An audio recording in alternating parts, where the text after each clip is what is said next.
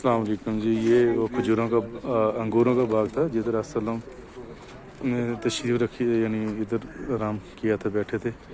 इधर आपको अंगूरों का गुच्छा ला के उनके जो इब्न शेबा के उनके गुलाम थे उन्होंने दिया था।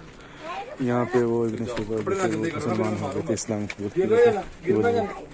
यहाँ उस जगह पे जा रहे हैं जिधर असलम जख्मी हो गए थे, उधर बैठे। इधर मस्जिद बनाई गई, छोटी सी मस्जिद माशाल्लाह। हाँ, इधर असलम आके बैठे थे इस जगह पे। ये मस्जिद है।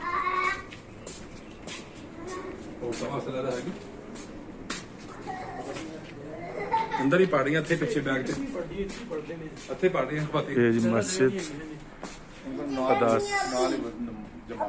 ठीक आज जो शब्द है या फिर पढ़ पढ़ पढ़ लें। दिन पहले पढ़ना आप बाद में करना बाद में पीछे नमाज पढ़ने को एक कोने में जगह नहीं है, पढ़ रही है।